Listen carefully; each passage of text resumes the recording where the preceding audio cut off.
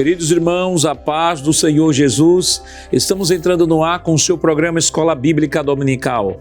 Obrigado por sua audiência. Que Deus abençoe você e toda a sua família através desta programação. Este programa está no ar em Recife, através do canal 14 e em todo o estado de Pernambuco pelas repetidoras da Rede Brasil. Também para todo o Brasil e mundo pelo Spotify e na nossa página do YouTube, Rede Brasil Oficial. Hoje estudaremos a 5ª lição do trimestre com o título A Promessa de Salvação. E para comentar esta lição, contamos com a presença do presbítero Stefferson. Pai do Senhor, presbítero Stefferson, é um prazer tê-lo aqui novamente. A paz do Senhor, pastor Nado Jackson, é um prazer imenso, indelével, podemos assim dizer. É uma alegria, pastor, satisfação. Obrigado, agradecendo também ao nosso pastor, presidente Ailton José Alves e a superintendência das escolas dominicais. Estamos também aqui com a participação do presbítero irmão Tiago, que é vice-supervisor das EBDs ali em Goiânia e também professor da nossa amada e querida Estia Deb. Pai do Senhor, presbítero Tiago. Pai do Senhor, pastor Nado Jackson, uma alegria mais uma vez poder estar aqui no programa Escola Bíblica Dominical. E também o irmão Jonas Santana, irmão auxiliar e professor Jonas. Pai do Senhor, irmão Jonas. Pai do Senhor, pastor Nado Jackson. Nesta lição estudaremos a respeito da mais importante das promessas divinas, a promessa da salvação. Veremos sua natureza e perseverança. Perceberemos que ela continua sendo a principal promessa de Deus para a humanidade. Aprenderemos que a salvação é obra divina e, por fim, destacaremos que todos os filhos de Deus que creem nesta promessa não podem viver de qualquer maneira. Presbítero Stefferson, o senhor poderia ler, por favor, o texto áureo da semana? Texto áureo. Na verdade vos digo que quem ouve a minha palavra e crê naquele que me enviou tem a vida eterna e não entrará em condenação, mas passou da morte para a vida. O Evangelho de João, capítulo 5, versículo de número 24. Irmão Tiago, qual a verdade prática desta semana? A verdade prática nos diz o seguinte: a promessa da vida eterna é a maior bênção divina para todo aquele que crê em Jesus Cristo. Irmão Jonas, quais os objetivos da lição desta semana? Essa lição tem 3 objetivos. O primeiro, explicar biblicamente a promessa da salvação. Segundo objetivo, mostrar a natureza da promessa da salvação. E terceiro e último objetivo, refletir a respeito da importância da promessa da salvação e a perseverança nela. A leitura bíblica em classe para a lição de hoje está em João, capítulo 3, versículos 14 ao 21. Acompanhe conosco. E como Moisés levantou a serpente no deserto, assim importa que o Filho do Homem seja levantado, para que todo aquele que nele crê não pereça, mas tenha vida eterna. Porque Deus amou o mundo de tal maneira que deu seu Filho unigênito, para que todo aquele que nele crê não pereça, mas tenha a vida eterna. Porque Deus enviou seu Filho ao mundo, não para que condenasse o mundo, mas para que o mundo fosse salvo por ele. Quem crê nele não é condenado, mas quem não crê já está condenado, porquanto não crê no nome do unigênito Filho de Deus. E a condenação é esta, que a luz veio ao mundo, e os homens amaram mais as trevas do que a luz, porque as suas obras eram más. Porque todo aquele que faz o mal aborrece a luz e não vem para a luz, para que as suas obras não sejam reprovadas. Mas quem pratica a verdade vem para a luz, a fim de que as suas obras sejam manifestas, porque são feitas em Deus. Queridos irmãos, estamos iniciando o seu programa Escola Bíblica Dominical, esta semana estudando a 5ª lição que tem como título A Promessa de Salvação. Semana passada estivemos estudando a lição de número 4, que teve como título promessa e obediência. E semana passada nós estudamos no primeiro tópico a obediência no Antigo Testamento e falamos sobre o concerto de Deus ali em Horebe, o concerto de Deus nas campinas de Moabe. Aprendemos no segundo tópico sobre a obediência no Novo Testamento e concluímos aprendendo as bênçãos provenientes da obediência a Cristo. Esta semana estamos estudando a promessa da salvação, aliás, é a maior de todas as promessas, né? Todas as promessas que são feitas até a pessoas individuais para exercerem atividades individuais, como nós vimos no Antigo Testamento. Por exemplo, a promessa de Deus a José, de José está ali governando o Egito, é uma promessa que se cumpriu, mas é nesta vida e dentro do tempo e do espaço. A promessa de salvação é uma promessa que transcende esta vida e é uma promessa que aponta para a vida eterna. Por isso que destacamos que essa é a promessa das promessas, é a maior de todas as promessas, a promessa da salvação. E salvação esta proporcionada ou provisionada por Deus por meio do seu Filho Jesus Cristo. Então, esta semana nós estamos estudando esta lição. Essa lição que vai trabalhar vai trabalhar, melhor dizendo, sobre a promessa da salvação e presbítero Stephenson. A promessa da salvação. A gente sabe que a semana passada estivemos estudando a relação entre promessa e obediência. Nós vimos também, quando estudamos lá atrás, as promessas de Deus para a igreja. Aí vimos a promessa de Deus para a igreja sobre dons espirituais, sobre curas divinas, sobre intervenções sobrenaturais de Deus na sua igreja. Entretanto, esta promessa, ela se sobrepõe a todas as outras, porque há promessas que Deus faz à sua igreja, que são promessas no que diz respeito ao exercício da sua atividade missionária aqui na terra. Mas a promessa da salvação é uma promessa que transcende este serviço. O serviço da igreja um dia terá fim, mas é justamente em decorrência da promessa da salvação que nós temos a certeza de que estaremos na eternidade com Ele para sempre. Pastor, é uma das doutrinas, considero ela mais relevante de toda a Bíblia, porque nela está concentrada a transformação do homem através da pessoa de Jesus Cristo, né? O Antônio Gilberto, o comentarista, ele dizia que a salvação tinha o papel de transformar a alma do homem no seu interior, restaurando ele e também transformando o seu caráter. Então é uma doutrina basilar, importantíssima, estrutural, e de forma, se a gente for comparar aqui no prédio da teologia, né, prédio da teologia sistemática, ela é uma das doutrinas mais importantes. Todas elas são importantes, mas a salvação, ela olha para o passado, olha para o presente e ela ainda olha para o futuro. O peso, a relevância de termos assunto, e inclusive a gente sabe que os ataques que vêm sobre essa doutrina são muito grandes, porque a finalidade e a importância dessa doutrina para a igreja é tão real que certamente o diabo fará de tudo para que as pessoas não compreendam esta tão grande salvação em que o autor, os Hebreus, destaca com esse adjetivo.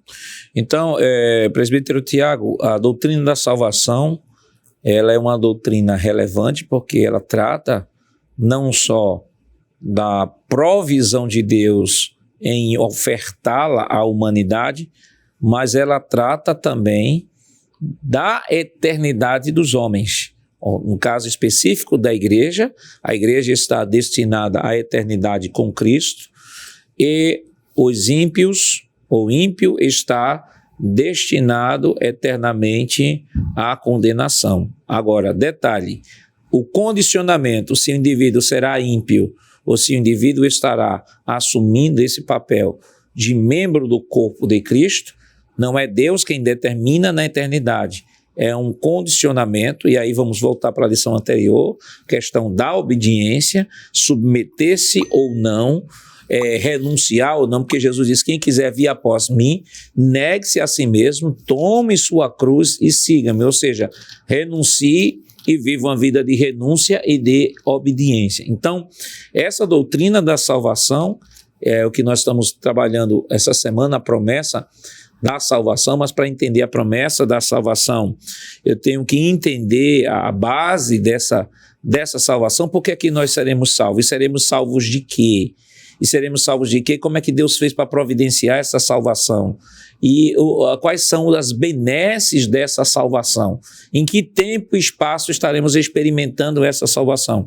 Então, essa lição é uma lição, eu vou dizer assim, bem discipuladora, que vai não só promover o esclarecimento do que as Escrituras tratam sobre esse recorte que o autor está dando, mas, sobretudo, servir de fortalecimento e edificação e reavivamento dessa bendita esperança de um dia estarmos na eternidade. Com certeza, pastor. O tema da salvação, ele é convidativo, né? Em todas as Escrituras nós podemos contemplar esse incentivo de Deus no sentido de esforçar-se para alcançar o homem com esse projeto divino, e como um dos tópicos da nossa lição sugere, é uma salvação maravilhosa, e nós entendemos que essa promessa ela tem uma abrangência geral, né? É claro que isso não quer dizer que todos serão salvos e nem que todos estão excluídos da obra da salvação, mas que a salvação é um elemento, objeto da graça de Deus, está à disposição de todos os homens, diante do grande poder de Deus, ao enviar o seu Filho para morrer por toda a humanidade. Na verdade, também, a salvação ela é o elemento central da fé cristã, né? Então, é por isso que nós estudamos esta lição em caráter discipulador, não é? No sentido de refletir as suas bases, os seus fundamentos, o seu alcance, todos os elementos contidos nesse assunto. Irmão Jonas, eu queria chamar a próxima tela, por favor. E aí o mapa mental. O mapa mental da lição número 5, que tem esse título, A Promessa de Salvação. Você está observando que nós temos 3 tópicos, porque o mapa mental reflete nada mais, nada menos do que a própria lição da escola dominical, no caso, a própria lição número 5. E nós temos logo no primeiro tópico, a promessa de salvação. Qual é o objetivo central desse tópico? Explicar essa promessa. Como essa promessa será explicada? Os subtópicos já dão para a gente a sugestão. Vai se falar de uma maravilhosa salvação, que a salvação da alma humana é algo extremamente maravilhoso desde a sua origem e até a sua realização. Vai ser explicado também sobre a obra da salvação e vai se explicar também o Salvador. Então, esse o objetivo central desse tópico é explicar a promessa de salvação. Já no segundo tópico, a natureza da promessa de salvação. Qual o objetivo central deste tópico? Mostrar. Mas será mostrado o quê? Será mostrado que a natureza da promessa da salvação se dá através da justificação, através da regeneração e através da santificação. Existem outros elementos, mas que o autor selecionou somente 3, justificação, regeneração e santificação. E o terceiro e último tópico, que tem como objetivo refletir. Esse terceiro tópico é o momento da aplicação da lição em si. O que é que será trabalhado? Promessa e perseverança na salvação. Como se dá isso? Como se manifesta isso dentro da lição? Vamos lá para o subtópico. A base da promessa de salvação é Cristo, a salvação está centrada na pessoa de Cristo, mas existe a possibilidade da apostasia individual, que é um subtópico. Um crente ele pode perder-se, ou temporariamente, como diz a declaração de fé, ou permanentemente. E o terceiro e último tópico, a promessa e a segurança da salvação. Então, esses são os tópicos e os subtópicos estruturados dessa maneira que está sendo apresentado no quadro, que a nossa lição será ministrada nesse dia. Próxima tela. E aí nós temos a palavra-chave. A palavra-chave é a palavra salvação, como sempre é explicado aqui pela superintendência, é a palavra estruturadora, porque os tópicos estão estruturados em cima dela, e é também uma palavra que vai nortear, ou melhor, dar destino a cada tópico.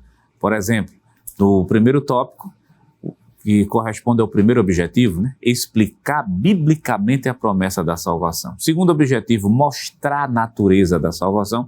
E terceiro e último objetivo, refletir a respeito da importância da promessa da salvação e a perseverança nela. O professor da escola dominical, se ele se basear, fica como dica pedagógica, nas palavras que estão em destaque. Explicar, mostrar e refletir, não tem como fugir do conteúdo da lição.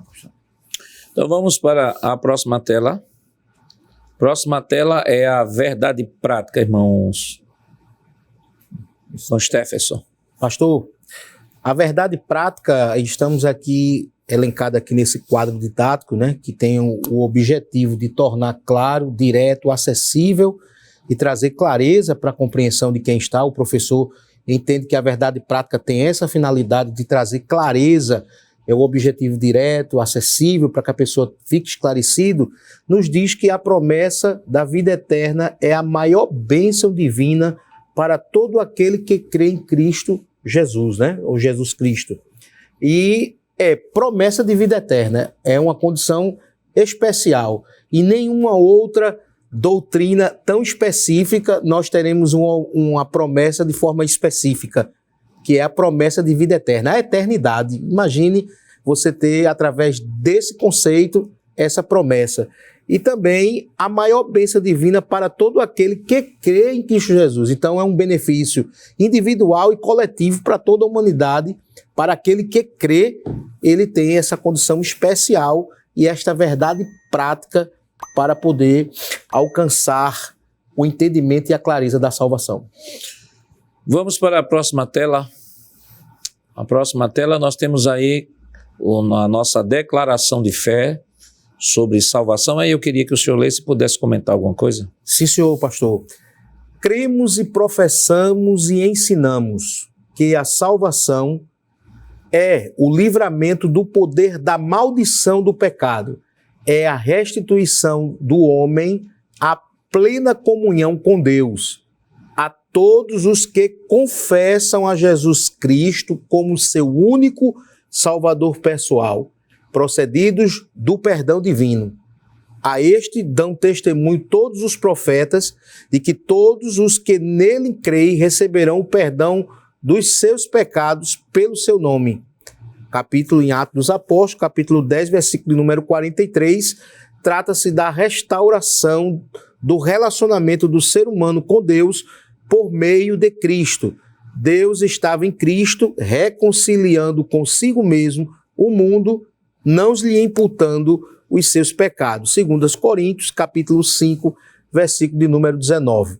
Pastor, é importantíssimo essa frase do credo, da declaração de fé da Assembleia de Deus, porque ele nos mostra aqui a importância de nós entendermos a definição da palavra salvação aqui. Já na primeira definição, ela tem a finalidade de livrar o homem da maldição, né? O pecado trouxe separação do homem. O pecado trouxe um efeito colateral muito profundo, porque separou o homem de Deus, separou o homem do homem, separou o homem da família, trouxe crises na família, trouxe crise na relação do homem com a criação. Então imagine a grandeza dos efeitos colaterais e a maldição pelo qual o homem sem Deus ele alcança. É um abismo aberto. Então a gente compreende que esse livramento da maldição do pecado, que o pecado realmente é o próprio termo, né? Hamarteno, hamartia, que quer dizer errar o alvo. O homem, quando não compreende a dimensão da revelação e não tem iluminação do entendimento das escrituras da sua palavra, ele está debaixo de maldição. Por isso que Paulo dizia que éramos escravos, estávamos debaixo, lá na epístola aos Gálatas, ele vai ver que a gente estava debaixo de uma servidão, era escravo do pecado. Em capítulo 2 de Efésios, o bandeirante do Evangelho, o apóstolo Paulo, vai dar uma definição de forma muito rica, que nós estávamos mortos espiritualmente. Então veja que esse primeiro conceito aqui do credo é muito rico, porque livra da maldição do pecado e é a restituição plena da comunhão com Deus. O homem passa agora a ter intimidade com seu Criador, que havia sido perdido no Jardim do Éden. Porque o contato, toda aquela dinâmica do Senhor na virada do dia, passear no meio do jardim, conversar com Ele, aquela intimidade, aquilo foi rompido pelo laço do pecado, e a Bíblia cita isso, né? 5:12 de Romanos, dizendo que por um só homem veio o pecado ao mundo, mas também a graça de Deus, através de Jesus Cristo, obtivemos a salvação por intermédio de Jesus Cristo. Então, o homem tem a sua comunhão restaurada por Deus. Então isso é fantástico. Também a todos que confessam a Jesus Cristo como seu único Salvador. Aí entra a importância da gente ver que não é mérito humano, mas é um reconhecimento, é crer.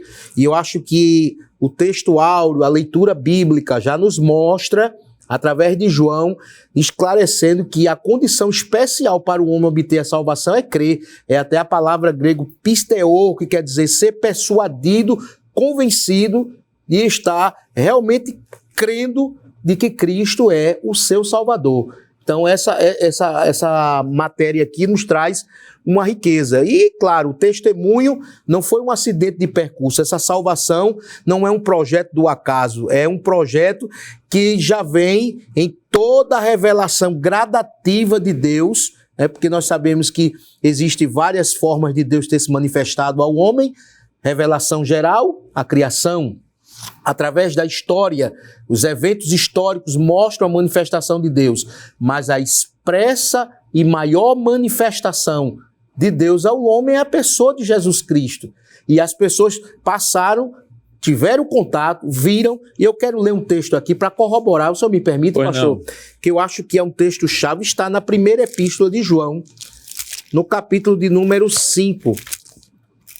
Capítulo de número 5, versículo de número 11. Eu acho que esse texto aqui, ele é fantástico.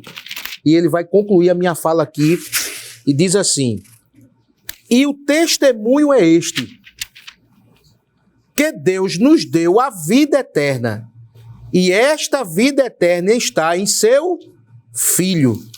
Quem tem o Filho tem a vida. Quem não tem o Filho de Deus não tem a vida. O versículo de número 10 diz assim: quem crê no Filho de Deus em si mesmo tem o testemunho. Quem em Deus não crê, mentiroso fez, porquanto não creu no testemunho de Deus que o seu Filho se deu. Mas o versículo de número 20, encerro aqui que eu quis ler esse, mas aproveitei esse também, vai dar uma outra definição muito rica. E sabemos que já o Filho de Deus é vindo, nos deu entendimento, olha, compreensão agora racional, não é um acidente, é compreensão, entendimento para conhecermos que é verdadeiro e no que é verdadeiro estamos, isto é, em seu Filho Jesus Cristo. Este é o verdadeiro Deus e a vida eterna. João foi específico pela revelação dada pelo Espírito Santo, o sopro divino, Tinelpneustos, e aqui ele traz essa palavra e de maneira muito específica a gente começa a entender a finalidade da vinda, o conceito de alguém reconhecer. Então, na declaração de fé, Cristo reconciliou, e eu vou deixar essa parte aqui porque eu acho que já falei demais, pastor. Nós estamos falando sobre salvação, né? O teólogo Stanley Orton, ele diz que no Antigo Testamento existem dois termos para a salvação Ele diz que o termo salvação, geralmente, ele é empregado no Antigo Testamento no sentido natural, jurídico ou espiritual. Ele cita dois termos. O termo natsal, que ele diz que ocorre 212 vezes, mais frequentemente com o significado de livrar ou libertar. Então, tem aí a referência a Êxodo 3, versículo 8, o segundo livro das Crônicas, 32 e 17, Salmo 22 e 21, 35 e 17, 69 e 14, 71 e 2 e 141. Ele diz também que esse termo, ele indica haver em vista uma salvação física, pessoal ou nacional. O outro termo também que ele cita, que também no Antigo Testamento, para falar sobre salvação, é Yashá, que ocorre 334 vezes, sendo a maior concentração no livro dos Salmos. Ele diz que no livro dos Salmos esse termo aparece 136 vezes e nos livros poéticos 100 vezes. Ele diz o significado é salvar, conceder vitória ou ajudar. O termo frequentemente apresenta Deus como sujeito e o povo como objeto. Ele livrou os seus de todos os tipos de aflição, inclusive do inimigo, inimigos nacionais e pessoais. E aí ele cita Êxodo 14, 30, Deuteronômio 20, versículo 4, Josué 3 e 9, Jeremias 17, 14 e 18, também o termo diz que o Senhor livrou das calamidades, segundo o livro das Crônicas 20 e versículo 9. Ele diz, por isso que Yahvé é o Salvador, Isaías 43, 11 e 12. Há um outro termo também no Novo Testamento. Ele cita alguns termos do Novo Testamento, por exemplo, de sozo, solter e solteria, né? Daí soteriologia, solteria, né? Ele diz que o termo sozo, que é o verbo salvar, no Novo Testamento apresenta o sentido de salvar a pessoa da morte, Mateus 8, 25, Atos 27, 30 e 31, e também salvar de enfermidade física, Mateus 9, 22 e Marcos 10 e 52. Salvar também no sentido de salvar da possessão demoníaca. Lucas 8 e 36, ou salvar da morte que já havia sobrevindo. Lucas 8 e 50. Mas ele diz o seguinte, mas na grande maioria das ocorrências refere-se à salvação espiritual que Deus providenciou por meio de Cristo. Aí ele cita 1 Coríntios 1 e 21, 1 Timóteo 1 e 15, e que as pessoas experimentam pela fé, Efésios 2 e 8. Também a palavra solter, que é de Salvador, ela é aplicada 2 vezes no Novo Testamento e sempre aplicado a Cristo. Atos 13, 23, Filipenses 3 e 20, e uma vez aplicado a Deus, 1 Timóteo 1 e 1. E o termo que é salvação, que é o substantivo, né, soteria, é apresentado no Novo Testamento 45 vezes, quase exclusivamente a salvação espiritual, que é a possessão presente e futura de todos os verdadeiros crentes. Então, de um modo geral, nós temos essa verdade, ainda que não em termos no sentido etimológico, mas a verdade soteriológica é uma verdade vibrante no Novo Testamento, principalmente quando nós pensamos no texto de Lucas 19:10, quando Jesus diz assim, Jesus vai dizer lá o seguinte, porque o Filho do Homem veio buscar e salvar o que se havia perdido. Então não tem como não pensar no nascimento de Cristo, no ministério de Cristo, na morte de Cristo, na ressurreição de Cristo e na ascensão de Cristo, sem entender que tudo isso tinha um único motivo: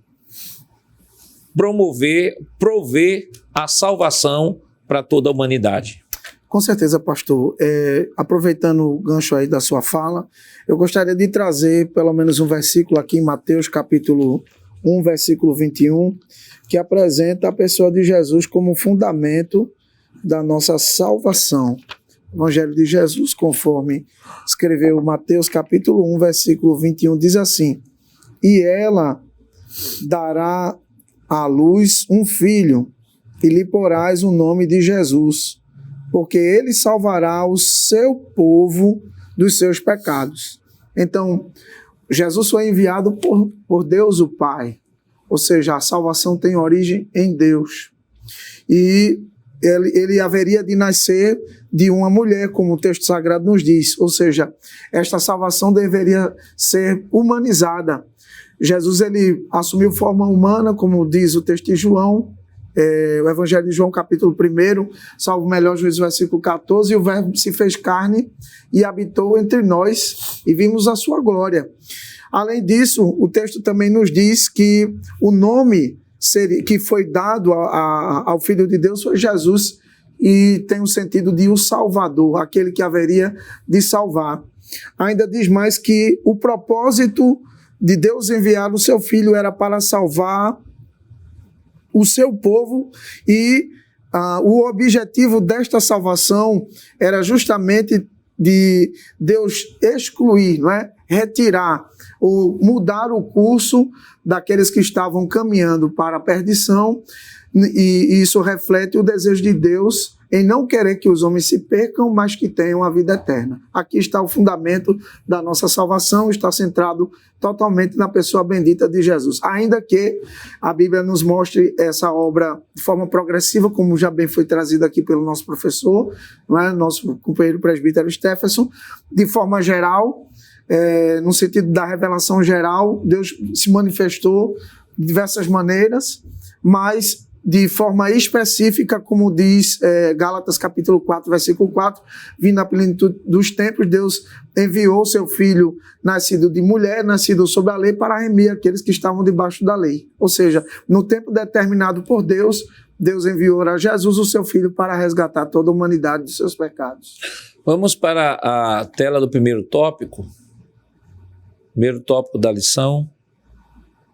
Vamos para a tela. E aí a promessa da salvação, uma maravilhosa salvação, a obra da salvação, o Salvador. Irmão Jonas, a maravilhosa salvação. Segure aí um pouquinho. Nós estaremos comentando depois do nosso rápido intervalo. Voltamos já.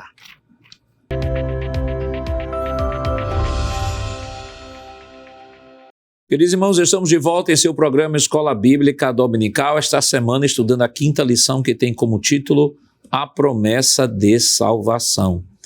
E no bloco anterior nós ficamos de comentar o primeiro tópico de nossa lição. Eu queria a primeira tela aí, por favor. Então, irmão Jonas, o senhor ia comentar, eu pedi para o senhor dar um tempinho aí, eu sei que o senhor estava com a vontade imensa aí de comentar, mas o nosso tempo vai vir estourado. E aí nós temos aí uma maravilhosa salvação. O autor aqui, ele vai trabalhar, ele traz assim ele faz uma ligeira menção ao Antigo Testamento sobre esta salvação, né? Ele cita até Números 21 e 4 ao 9, que é aquele momento da serpente de bronze que é levantada no deserto e tal. E aí eu queria, para a gente trazer mais informações sobre o Antigo Testamento, sobre essa questão da salvação no Antigo Testamento, queria pedir a próxima tela, por favor. E aí o senhor já vai comentando aí a promessa de salvação. Então, a promessa de salvação está centrada basicamente lá no Antigo Testamento e a sua correspondente no Novo Testamento.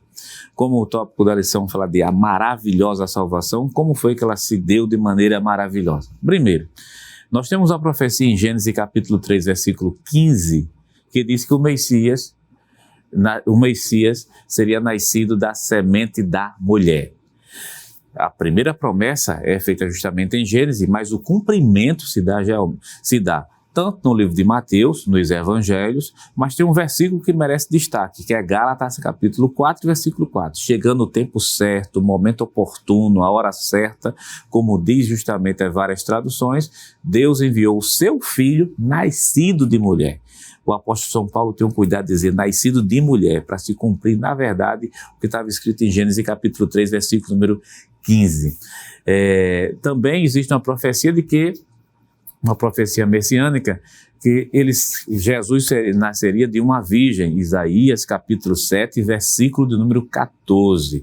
A correspondente, o cumprimento está lá em Mateus capítulo 1 e versículo 18, Lucas capítulo 1, versículo 26 ao versículo número 35, mostra claramente que existia uma profecia, existia uma promessa, mas que essa promessa se cumpriu no Novo Testamento.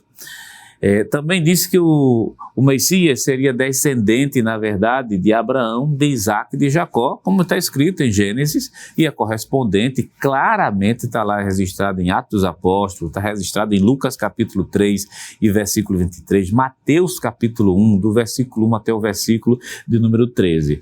O Messias seria descendente da tribo de Judá.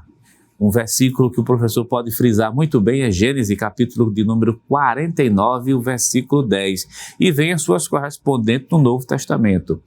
O Messias seria descendente de Davi e herdaria seu trono. Quer dizer, uma profecia claríssima está lá em 2 Samuel, capítulo 7, versículo 12 até o versículo 13. Outros versículos feitos em Jeremias, capítulo 23, versículo 5. E Mateus, capítulo 1, e o versículo 1 e o versículo 6 mostra claramente esses versículos que essa profecia foi cumprida. E também diz que o Messias iria nascer na cidade de Belém e que do Egito, Deus chamaria seu filho. Então nós temos duas correspondentes aí, ou melhor, dois versículos no Antigo Testamento, Miqueias 5 e 2, Oséias 11, verso 1, e a correspondente está justamente em Mateus capítulo 2, do versículo 1, versículo 2, e capítulo 2, o versículo número 15. Em outras palavras, pastor, nós temos várias profecias ou promessas no Antigo Testamento que se cumprem, que se concretizam no Novo Testamento, mostrando que a salvação ela é maravilhosa. Maravilhosa pelo fato de ter profecias que se cumpriram e maravilhosa porque é a única forma do homem ser salvo é por intermédio da pessoa bendita de Jesus Cristo. Por isso mesmo que é salvo. Aqui nesse primeiro subtópico da lição, o autor ele faz essa apresentação, e diz assim, semelhantemente, ele está falando do Antigo Testamento, o sacrifício de Jesus na cruz do Calvário proporciona redenção para a alma carente de salvação. João 3, 14, 15. Dessa forma, o amor de Deus é revelado nas Escrituras de uma maneira que não se pode mensurar. Aí eu lembro o próprio João, 3,16, porque Deus amou o mundo de tal maneira. Que tal maneira é essa? Não tem. O mais abrangente modo. Aí o autor diz assim, não se pode mensurar ao ponto de entregar o seu único filho para salvar aquele que crê. João 3,16. Essa preciosa promessa traz duas realidades. Primeiro, a de quem crê não será condenado, 3,18. E segundo, a de quem não crê que já está condenado, 3,18. Logo, a salvação é um maravilhoso presente de Deus para todos os que creem em seu Filho. Ou seja, aquele irmão que o homem já nasce debaixo do pecado, todos já estão, a Bíblia diz que todos pecaram e destituídos estão da glória de Deus. Efésios capítulo 2 diz que nós éramos por natureza filhos da ira, por natureza filhos da desobediência. Então, esta salvação é ofertada a todos os homens, não é alguns homens, não existe aqui essa ideia de que Deus escolheu alguns para o céu e outros para o inferno, não existe essa verdade nas Escrituras, isso é uma ilação que se faz, mas a Bíblia não fala nisso, ao contrário, se João 3,16 nos diz que Deus amou o mundo, e não adianta tentar fazer manobra exegética de que o mundo aí é o mundo dos salvos, que o mundo aí é o mundo dos predestinados, não tem dos eleitos, não adianta fazer construção aí, porque ali mundo é humanidade, Deus amou o mundo de tal maneira que deu seu Filho unigênito para que todo aquele que nele crê não pereça, mas tenha vida eterna. Aí você tem a verdade de um Deus que amou, mesmo nós não o tendo amado antes, um Deus que não só amou,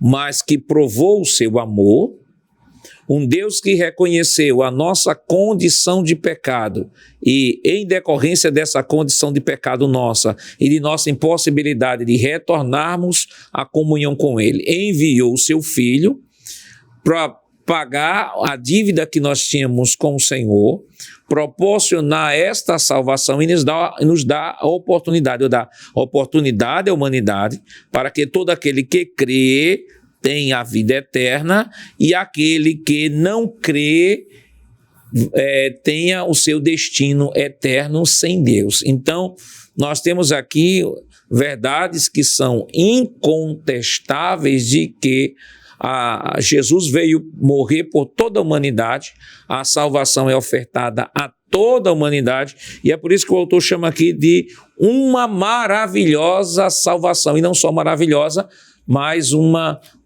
salvação graciosa, porque ele oferta a todos os homens. Pastor, é muito rico a gente observar isso. Eu acho que o autor dos Hebreus, ele é categórico quando ele cita aqui, né? Como escaparemos nós se não atentarmos para uma tão grande salvação, a qual, começando a ser anunciada pelo Senhor, foi-nos depois confirmada pelos os que ouviram. Observem que aqui a gente observa que essa salvação ela é algo tão grande, e o autor coloca aqui grande como adjetivo, dando qualidade à obra que Cristo consumou. E eu considero isso perfeito, porque a obra de Cristo é perfeita. Se a gente ler Hebreus 7:25, a gente vai ver também um outro destaque, que essa obra, por ser tão grande, ela foi perfeita. Capítulo 7, versículo 25, assim, portanto, pode também salvar perfeitamente os que por eles se chegam a Deus. Olha aqui a questão que o senhor acabou de remontar aqui. Os que se achegam, os que procuram, a gente vai ver outros textos que vão dar robustamente a prova cabal disso, e vivendo sempre para interceder por eles, aí mostrando o ofício de Cristo como sumo sacerdote, que é oferecer sacrifícios em dons, que é aquele que se coloca como intermediário, que se coloca a favor, porque a ideia do sacerdote é ser mediador entre Deus e os homens. Mas aqui a gente já vê que essa obra da salvação foi perfeitamente consumada por Cristo. Uma outra coisa também que eu acho foi que ele foi uma obra única. Uma obra única, porque na antiga aliança vários sacrifícios eram realizados, mas ele se oferecendo-se uma única vez, Deus, ele aceitou e entendeu que a obra de Cristo consumada na cruz do Calvário foi perfeita e foi única. E encerrando aqui a ideia também para a gente poder compreender, é que a finalidade desses dois momentos aqui citados foi para perdoar pecados. Veja que ele é chamado também de Cordeiro de Deus, que tira o pecado. A diferença da antiga aliança, que tinha a ideia apenas de encobrir, que era a palavra Kipurim, né, que quando se via ali no capítulo 16 de Levítico, aquele culto cerimonial, do dia da expiação, em que o povo estava quebrantado, que se banhava, que se preparava para apenas pedir ali o perdão, claro, mas encobrir o pecado. Mas o que tira pecado, a obra da salvação consumada por ele, só Cristo é único, é majestoso. Por isso que a gente pode dizer que é maravilhoso, porque a gente vai observar que dentro do prisma, do contexto geral de todas as manifestações religiosas, não tem algo igual, não é isso? Por isso que muitas vezes não entende quando o nosso presbítero citou aqui a humanidade de Cristo, ele tabernaculou-se e veio habitar entre nós. Deus se fez homem. É algo espetacular, maravilhoso. Vamos para a próxima tela? A próxima tela, aí nós temos o arrependimento e a fé para a salvação. Irmão Tiago, eu queria que o senhor lesse e pudesse nos dar uma explicação. Pois não, professor. A fé e arrependimento são condições essenciais para a salvação. Trata-se de duas operações conjuntas e cooperativas em que o homem reage positivamente à ação do Espírito Santo. Ainda o texto de Marcos 1:15 diz: arrependei-vos e crede no Evangelho. Compreendemos, com base nessas afirmações, tanto acerca da fé como do arrependimento, que a obra da salvação ela é uma obra completa. Ela é uma obra perfeita porque ela tem origem e início no próprio Deus, através da sua graça e por meio da exposição da mensagem do Evangelho, a fé e o arrependimento são acionados no coração do homem. Isso vai lhe conduzir a uma mudança de estado, de consciência, por meio do Espírito Santo. É por isso que entendemos que são condições essenciais, tanto a fé como o arrependimento, mediante a exposição da mensagem que salva, da mensagem do Evangelho propriamente dita. E, portanto, as duas operações conjuntas, elas cooperam para que o homem possa reagir positivamente. Ou seja, ainda que seja uma oferta da graça de Deus, isso não quer dizer que Deus vai forçar o homem a aceitá-lo como Senhor e Salvador de sua vida, até porque a Bíblia nos apresenta vários textos em que a graça de Deus ela pode ser resistida. Eu poderia citar um texto que o próprio Senhor Jesus, se referindo à nação de Israel, fez uma analogia que desejou muitas vezes recolhê-lo, né, como a galinha que protege os seus pintinhos, não é? Mas eles não quiseram. Então, foi inclusive até uma oração que Jesus faz: Jerusalém, Jerusalém, não é, que mata os seus profetas. Quantas vezes eu desejei, ou seja, Cristo desejou, né? O Senhor desejou salvá-lo, mas Israel rejeitou a oferta graciosa da parte de Deus. Portanto, a Bíblia nos diz, concluindo aqui este raciocínio, que Deus amou o mundo de tal maneira que deu seu Filho unigênito para que todo aquele que nele crê. Então, a condição de crer, de dar ouvidos e aceitar a mensagem, a proposta, digo, da graça, é requisito sine qua non para que o homem possa ter acesso à obra da salvação. Crer e arrepender-se. O arrependimento, ele é a soma de mudanças de atos, de comportamento diário que vão refletir na obra realizada e consumada da salvação na vida do homem. Me parece que foi João Batista que disse, não é, no seu discurso à margem do Rio Jordão, que esta salvação seria revelada, ficaria evidente na vida das pessoas a partir do momento que elas produzissem frutos dignos de arrependimento. Esse tópico, irmão Jonas, irmão Tiago, irmão Stefferson, é importante destacar porque algumas pessoas acham que a salvação é um ato apenas unilateral de Deus em todos os sentidos. Acreditam que é Deus que regenera, é Deus que dá o arrependimento, é Deus que dá a fé, é Deus que faz tudo e o homem não faz nada. E o próprio texto aqui de Marcos 1:15, arrependei-vos e crede no Evangelho, mostra a participação do homem nesse processo, não no processo de ele prover para si a sua salvação, mas no processo de mostrar que ele tem a capacidade de receber essa oferta de Deus, porque o próprio homem seria incapaz de manter essa relação com Deus. E o que o irmão Tiago trouxe, que a fé e o arrependimento são duas operações conjuntas e cooperativas em que o homem reage positivamente à ação do Espírito Santo. Então, a fé e o arrependimento, existe o lado humano da fé, e existe o lado divino da fé, existe o lado humano do arrependimento e existe o lado divino do arrependimento.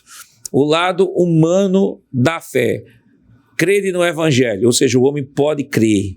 Lado humano. O lado divino, a fé vem pelo ouvir, Paulo diz aos Romanos, e o ouvir pela palavra de Deus. Então existe o lado humano e o lado divino.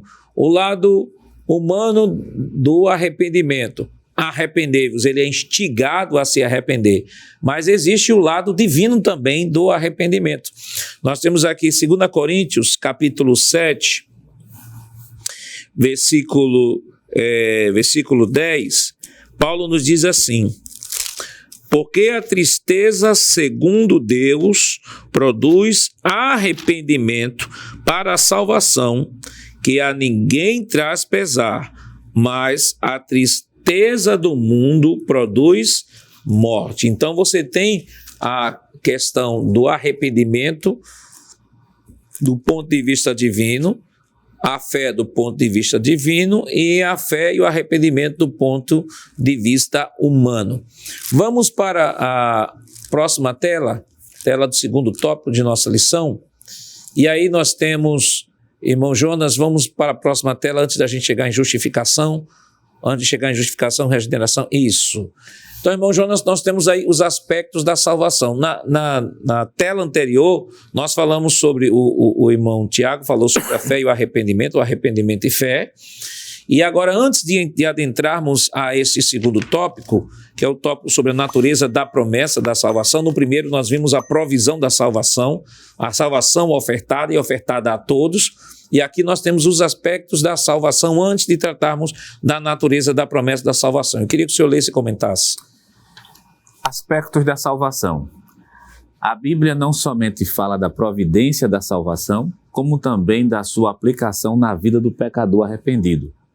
Pensar a respeito desse assunto nos leva a considerar, entre aspas, ordo salutis, expressão latina que significa ordem da salvação, que é uma ordem lógica e não cronológica, na qual experimentamos o processo de passar de um estado pecaminoso para o da plena salvação. Vamos para a próxima tela.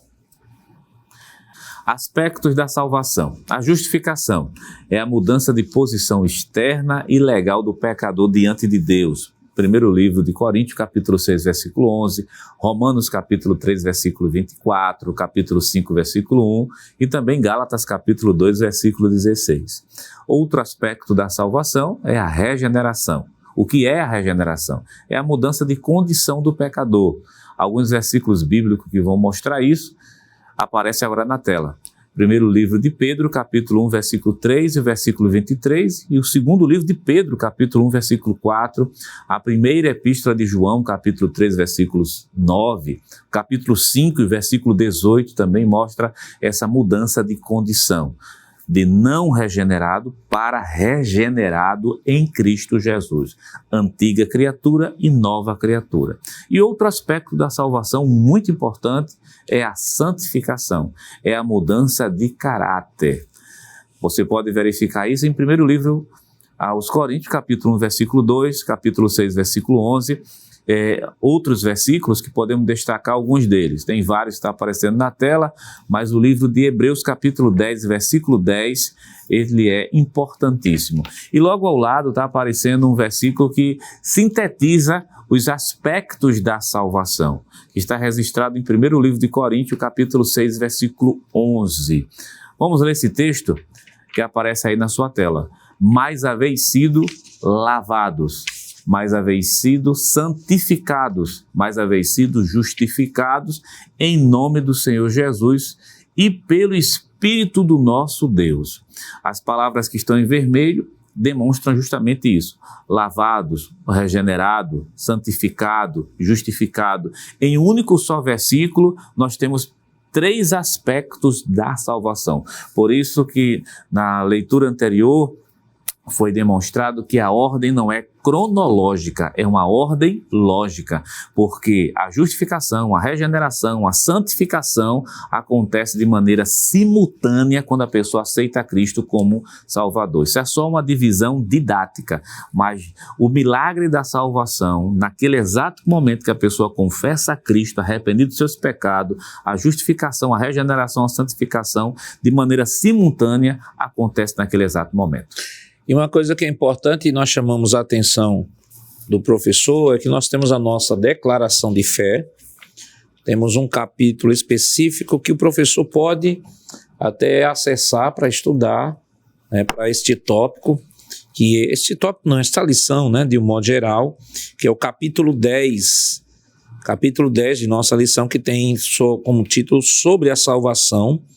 Ele vai falar sobre a salvação para todas as pessoas, ponto 1, a natureza da salvação, ponto 2, Ponto 3, regeneração, santificação e glorificação.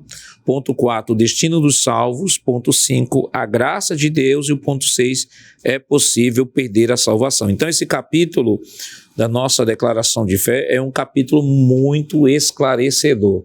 Então, é importante que você, professor, acesse a sua declaração de fé. Capítulo 10 da declaração de fé vai falar sobre salvação.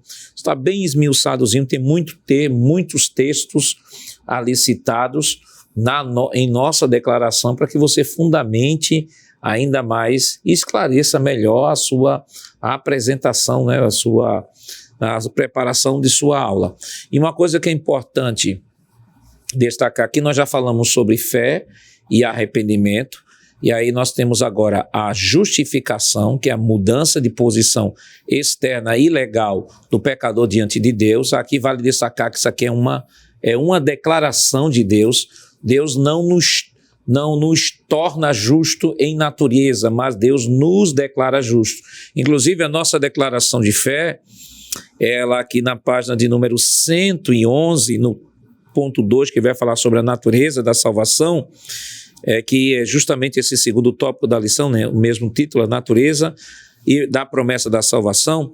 Ele define a justificação da seguinte forma: ele diz que justificação é um ato da graça de Deus, o supremo juiz, pelo qual a justiça de Cristo é imputada a todo aquele que crê em Jesus, declarando-o justo.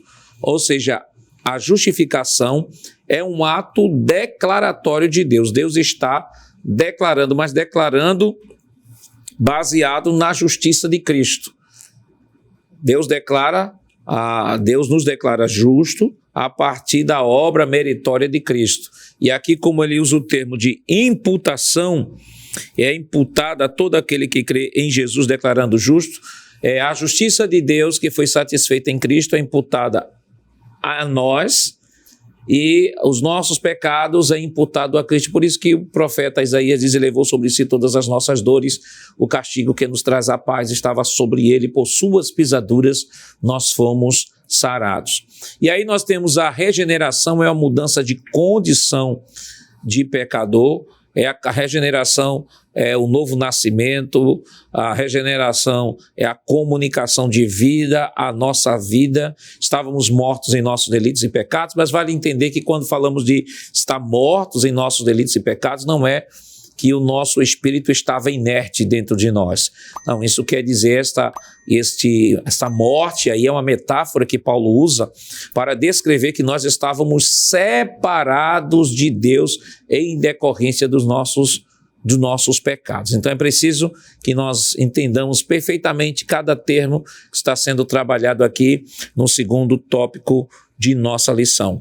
Mas nós vamos para um rápido intervalo, nosso tempo já foi embora, e logo mais nós retornaremos. Não saia daí, estaremos voltando para concluir aqui o segundo tópico e adentrarmos o terceiro tópico de nossa lição.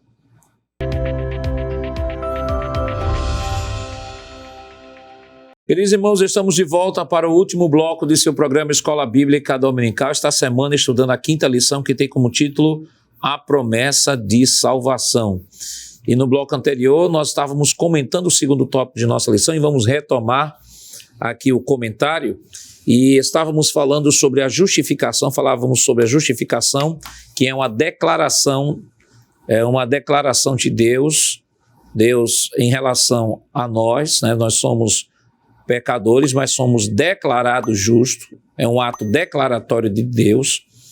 Falamos sobre a regeneração, que também é chamada de novo nascimento. O autor da lição também comenta isso, que é também denominado de novo nascimento. No mesmo capítulo de João, capítulo 3, versículos 1 ao 6, fala da mudança da nossa condição. É aquele processo que Paulo descreve lá em Efésios, no capítulo 2, quando ele diz que ele nos vivificou estando nós mortos em nossos delitos e pecados. E aí o contexto é regeneração, né? Deu vida. Na verdade, regeneração, em outras palavras, é dar vida àquilo que estava morto, né? Regenerar. E aí a santificação fala da mudança de caráter. E aí a justificação é um ato exclusivamente de Deus, é um ato declaratório de Deus, baseado na justiça de Cristo, e por conta da nossa fé em Cristo, Deus nos declara justo. A regeneração é um ato exclusivamente de Deus. Deus é quem regenera, mas essa regeneração ela encontra ambiente no processo que nós falamos na tela passada, no processo da fé e do arrependimento. O indivíduo tem fé, se arrepende, se converte, e aí o Espírito Santo comunica regeneração, regenera o indivíduo. E a santificação é o processo da ordem da salvação, que há dois aspectos: há o aspecto humano e há o aspecto divino da salvação. No aspecto humano da salvação, a Bíblia nos instiga a viver uma vida de santidade. Sede santo, porque eu, Senhor, vosso Deus, sou santo. Pedro vai dizer: sede santo em toda a vossa maneira de viver. E há o lado divino da santificação. E qual é o lado divino da santificação?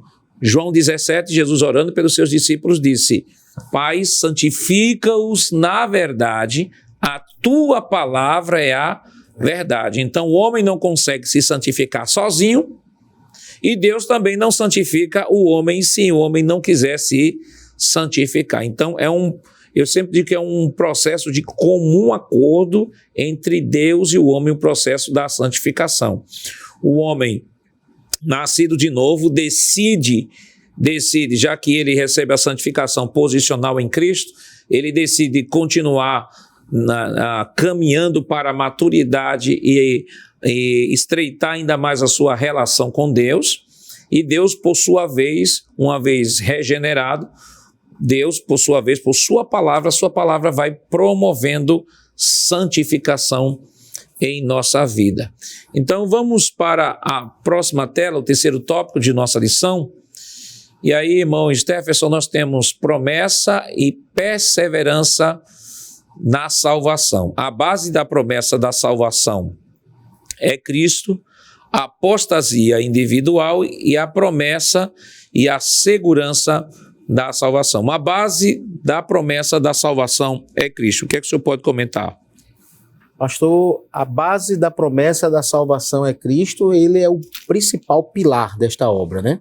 A gente observa, eu vou aqui ler um texto para embasar aqui a minha fala, na epístola de Paulo a Tito. Eu acho que é importante, é oportuno a gente trazer esse versículo aqui e observar que Cristo é esse pilar da nossa salvação, né? 1 Tito, capítulo 3, versículo número 5, né? Diz assim: não pelas obras de justiça que houvemos feito, mas segundo a sua misericórdia, nos salvou pela lavagem da regeneração e da renovação do Espírito Santo. Então esse texto aqui ele vai nos trazer de forma cabal, né, que não é mérito humano. Efésios 2:8 é outro clássico, né? A salvação não vem de vós, é dom de Deus, não é pelas obras, porque pelas obras o homem se gloria. Então, o processo aí, como o senhor estruturou muito bem, pastor, aí há um sinergismo, né? Há uma relação, o homem faz o seu papel, Deus faz o seu papel, e é interessante que a base dessa promessa da salvação é Cristo, porque ninguém conseguiria obter a salvação se Jesus não fizesse a obra ou consumasse a obra do Calvário. Existe um Salvador idôneo, né, para que pudesse fazer. Exato. Tem um texto no livro de Salmo que eu já li ele aqui algumas vezes, às vezes eu utilizo ele e eu acho que traduz a ideia. Parece que está no Salmo de número 48, pastor. Ele é muito rico porque ele também mostra que essa salvação é caríssima e ninguém conseguiria atingir esse patamar. Capítulo 49, aliás, versículo número 7, diz assim: nenhum deles, de modo algum, pode remir o seu irmão ou dar a Deus o resgate dele, pois a redenção da sua alma é caríssima e seus recursos se esgotariam antes.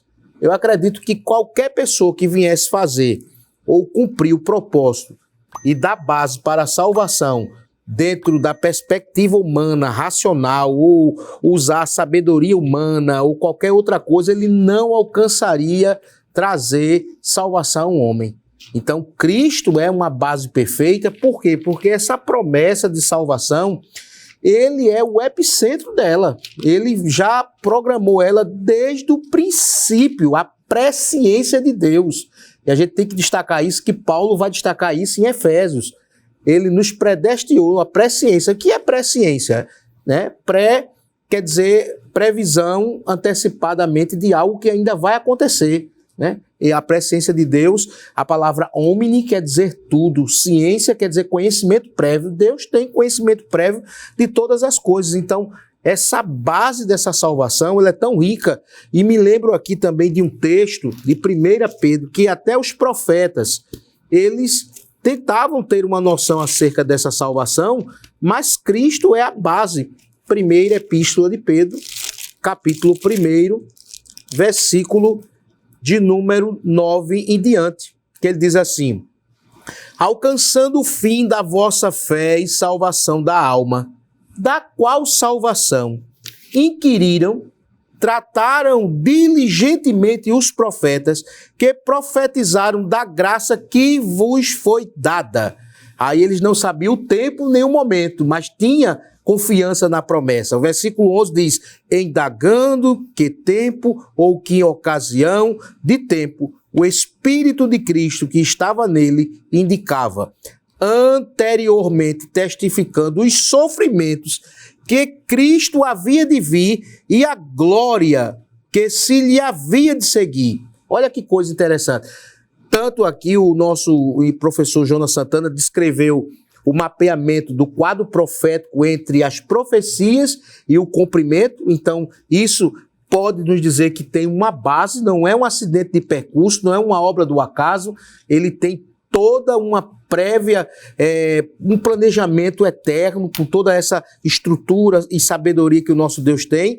E é claro que o versículo 12 é assim: os quais foi revelado que não só para si mesmo, mas para nós, eles ministravam essas coisas que agora vos foram anunciadas por aqueles que, pelo Espírito Santo enviado do céu, vos pregaram o evangelho, para as quais coisas os anjos desejavam bem atentar. Até os anjos, eles queriam proclamar a glória, o evangelho, mas não foi dado a eles esse direito, e o homem pode entender que Cristo é, de fato, a nossa base para a salvação. Não há outra, e nenhum outro nome. 4:12, a palavra héteros, né, pastor, ali? Isso. Do grego. E nenhum outro nome há dado entre todos os homens pelo qual devamos ser salvos. Isso é fantástico. Não existe. Se alguém tentasse criar um personagem como Jesus, não conseguiria criar. E é interessante, o evangelho é tão singular, né? Porque a gente vê que os próprios discípulos tiveram uma experiência pessoal com ele. João disse: eu peguei na palavra da vida. Eu tive uma experiência. A fé, a salvação, ela é experimental. Então, essa base, ela não é só de palavras, né? Não é só de textos, ela é também experimental. O João disse: olha, eu não só escutei, mas eu toquei, eu vi. Então é um testemunho claro e uma base muito sólida para responder qualquer apostasia. Porque exatamente os apóstatas, eles justamente querem criar, ou através do desvio da verdade, trazer conveniência própria para si, né? Mas Cristo é, de fato, a pedra angular, a pedra de esquina que muitos, por não entenderem, tropeçam nela. Perfeito. E aí é básico, porque é básico entender que um pecador não poderia morrer por outro. É verdade. Então, até porque um enfermo não tem capacidade de curar o outro. Isso. Então teria que ser um santo. Um santo teria que morrer por um pecador. Mas não era apenas um homem morrendo por outro homem, ainda que esse homem seja santo. Era o Deus encarnado. Era o Deus encarnado. Deus encarnado, porque o seu sacrifício, ele teria que ter repercussões não só do primeiro século para frente. Eles teriam que ter repercussões também para trás. É o efeito retroativo. E para ter esse efeito retroativo, Jesus não morreu apenas por aqueles que estavam ali no primeiro século, mas morreu por todos. Tinha que ser alguém que tivesse a capacidade de ser eterno. É por isso que o escritor aos Hebreus vai dizer que ele se ofereceu uma vez só.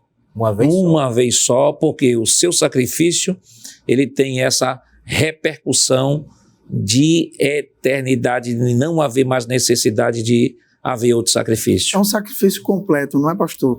E corroborando ainda com esse pensamento, me vem um versículo à mente aqui, em Hebreus, na carta aos Hebreus, capítulo 5, e é interessante a extensão desse sacrifício de Jesus, não é, com relação ao alcance no seu poder, e ele perpassa toda a extensão do templo, não é? Está no capítulo 5 de Hebreus, versículo de número 8 e 9, diz assim: ainda que era filho, fazendo uma alusão a Jesus, aprendeu a obediência por aquilo que padeceu.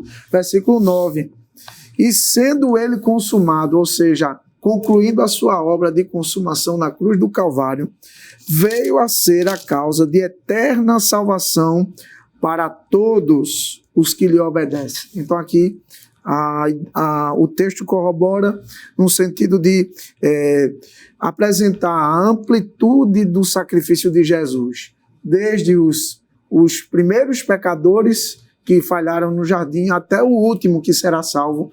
Cristo é a eterna causa de salvação para todos aqueles que lhe obedecem.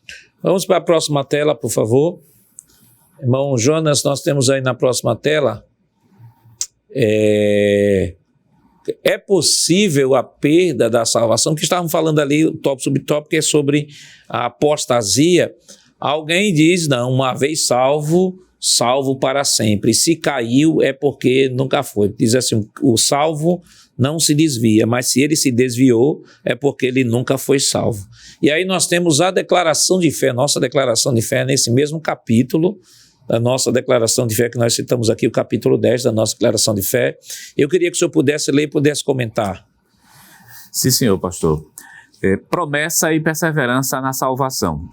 É possível a perda da salvação. Rejeitamos a afirmação segundo a qual, uma vez salvo, salvo para sempre. Pois entendemos à luz das Escrituras Sagradas que, depois de experimentar o milagre do novo nascimento, o crente tem a responsabilidade de zelar pela manutenção da salvação a ele oferecida gratuitamente. Não há dúvidas quanto à possibilidade do salvo perder a salvação, seja temporariamente ou eternamente. Esse é um trecho retirado da Declaração de Fé, está lá na página 114. No mesmo slide aparece um versículo em destaque que está também lá na Declaração de Fé, e não tem somente esse, mas tem tantos outros versículos. O versículo diz o seguinte: vede, irmãos, que nunca haja em qualquer de vós um coração mau e infiel para se apartar do Deus vivo. Hebreus 3 e 12, pastor, se o senhor me permite, tem outros versículos em Hebreus que também mostra que a possibilidade da perca da salvação por parte de uma pessoa é real. Um versículo muito conhecido, que é Hebreus capítulo 6, versículo 4, diz assim: porque é impossível que os que já uma vez foram iluminados e provaram o dom celestial e se fizeram participantes do Espírito Santo e provaram a boa palavra de Deus e as virtudes do século futuro e recaíram, sejam outra vez renovados para arrependimento, pois assim, quanto a eles, de novo crucificaram o Filho de Deus e o expõem ao vitupério. Ainda em Hebreus, capítulo de número 9, ou seja, capítulo 10 de Hebreus e o versículo 26, diz assim: porque se pecarmos voluntariamente, depois de termos recebido o conhecimento da verdade, já não resta mais sacrifícios pelos pecados. Capítulo 10 e o versículo 29, esse texto ainda é mais enfático e mais claro. Diz o texto: de quanto maior castigo cuidais vós, será julgado merecedor aquele que pisar o Filho de Deus e tiver por profano o sangue do testamento, com que foi santificado e fizer agravo ao Espírito da graça. Todos esses textos aqui que nós estamos utilizando mostram de maneira clara que é possível um crente, se ele não zelar pela manutenção da salvação dele, porque a salvação está em Cristo, quem dá a salvação é Cristo, mas existe a responsabilidade nossa de manter justamente através da santificação, da oração, da comunhão. Caso contrário, uma pessoa que começou tão bem pode chegar nessa situação daqui, que o texto bíblico diz no versículo 29, que ele foi santificado com sangue, foi santificado e fizer agravo ao Espírito da graça.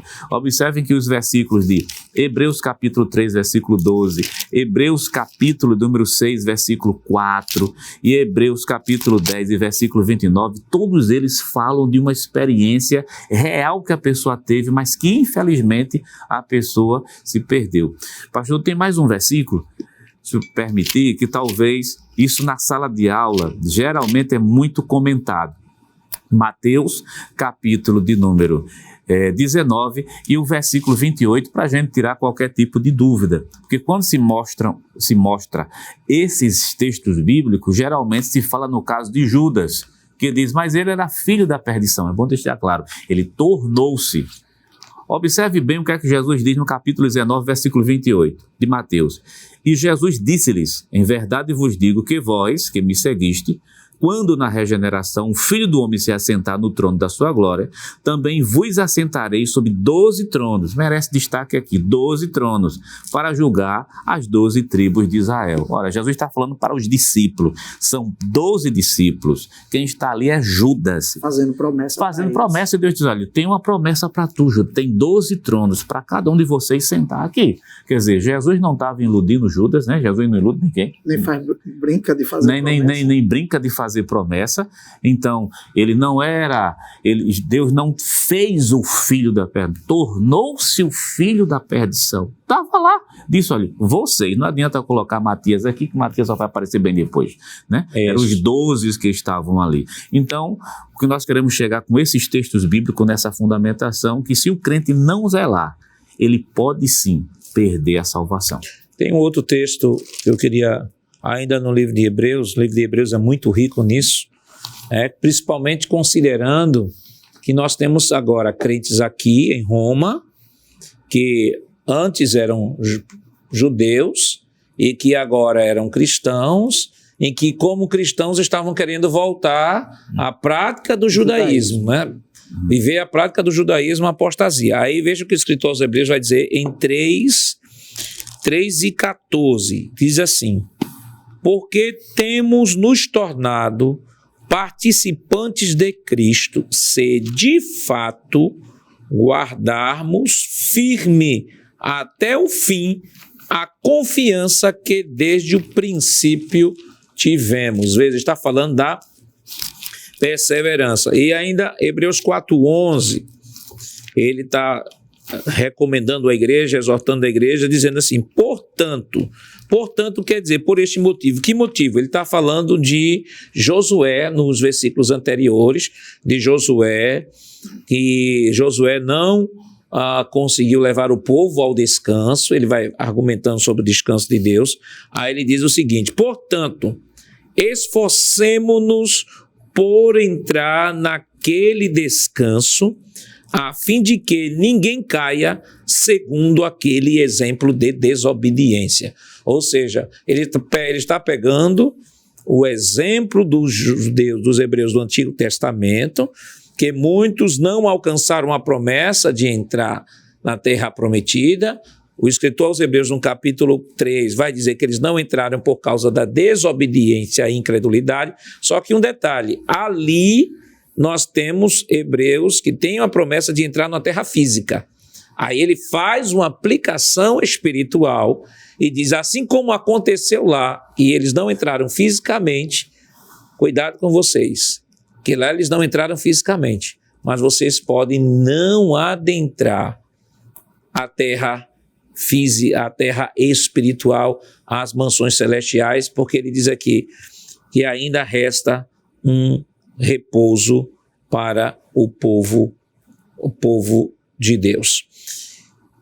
Irmão Stephenson, nosso tempo já foi embora. É uma lição muito gloriosa, pastor. Conselho o senhor daria ao professor que está nos acompanhando? O conselho que eu dou ao nosso professor que está nos acompanhando nesse momento, seguir de forma didática a lição, que está muito clara, apresentar que Cristo é o pilar, que existe o processo natural do homem também, o sinergismo, onde ambos, cada um faz o seu papel, entendendo bem o processo da justificação, regeneração e santificação posicional, quais são as condições especiais que o aluno vai ter para poder alcançar a salvação, que é a fé e o arrependimento. Quer dizer, é o objetivo central. Ele, tendo esses parâmetros aqui, ele vai ter uma boa lição, vai discorrer com bastante qualidade na lição e evitar entrar em temas polêmicos que muitas vezes na sala de aula, principalmente quando se trata de salvação, muitas vezes quer se trazer algum tipo de interpretação que não vai ter relevância alguma e que, com certeza, adentrando aos versículos e à lição, você já vai ter um grande e robusto material para ensinar o aluno. Bom, Tiago. O professor precisa ser bíblico na exposição desta lição e não se preocupar com questões paralelas, até porque ela está bem delineada, mas se o professor se manter nesta linha de raciocínio do autor da lição, com certeza ele vai ter uma aula muito proveitosa.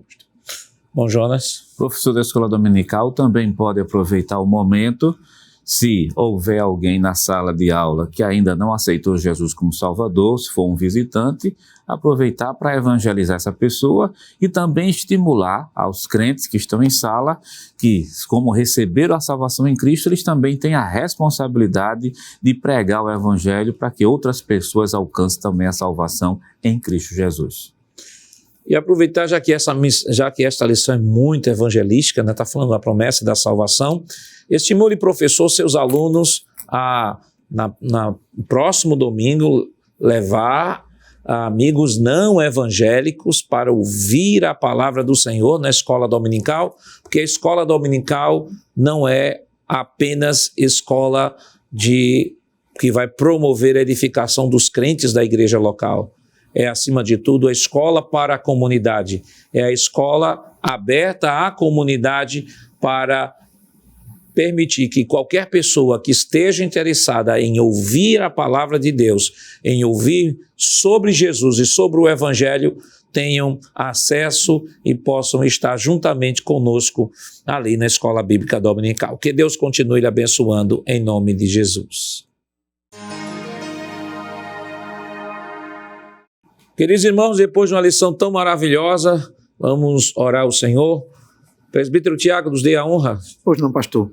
Querido Deus e eterno Pai, Deus de toda bondade e misericórdia, queremos te agradecer pela promessa de salvação que nós alcançamos na pessoa bendita do teu Filho. E neste momento, ó Pai, queremos te rogar que o Senhor continue salvando as almas, que o Senhor possa tocar em cada vida que seja alcançada através da ministração desta lição. Permanece ajudando a Rede Brasil de Comunicação, o nosso pastor Mundigno, pastor presidente, Ailton José Alves, a superintendência das escolas bíblicas dominicais. Pai eterno e poderoso, te damos graça por tudo, em nome de Jesus. Amém. Chegamos ao final do programa. Hoje estudamos a 5ª lição com o título A Promessa de Salvação. Na próxima semana veremos a 6ª lição com o tema A Promessa de Cura Divina. O programa Escola Bíblica Dominical vai ao ar na TV toda sexta-feira às 21h30 e no sábado às 16 horas.